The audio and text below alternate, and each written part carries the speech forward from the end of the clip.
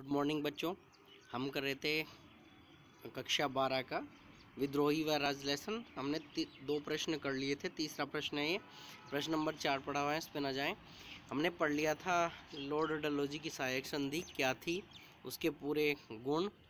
उसके बाद हमने पढ़ा था कि 1857 के विद्रोह कैसे प्रारंभ हुआ। तो आज हम पढ़ेंगे 1857 के विद्रोह के राजनीतिक कारण बताइए। देखो अलग अलग तरीके से पढ़ेंगे, पहले राजनीतिक की बात करते हैं।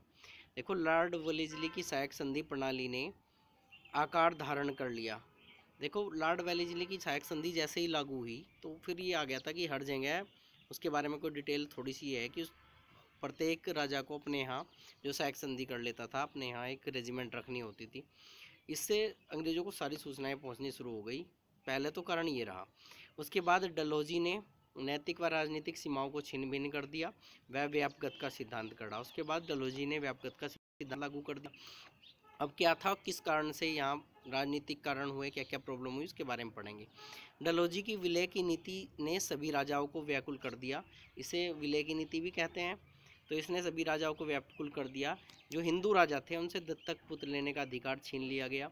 यानी वो पुत्र अगर गोद नहीं ले सकते थे, अगर उन किसी कारण से किसी राजा का औलाद नहीं थी और वो मर जाता है या औलाद गुजर जाती है तब मर जाता है, तो उससे दत्तक पुत्र गोद नहीं ले सकता था। वो ले सकता था केवल उनका जिनकी धमनियों में उनका ही रक्त बह रहा हो, और कंपनी का निर्णय इसमें फाइनल होता था कि उसे मानेगी दत्तक पुत्र या नहीं मानेगी।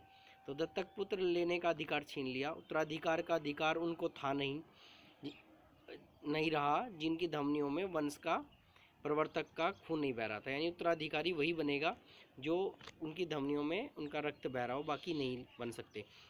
दत्तक पुत्र के विवादास्पद मामलों में कंपनी का निर्णय बाध्य था। यानी कंपनी के सामने ये अपील करनी होती थी कि हम दत्तक पुत्र ले लें ना ले लें, कंपनी ही निर्णय देती थी कि आपका माना जाएगा दत्तक पुत्र या नहीं माना जाएगा, और सब कुछ उन्हीं का था।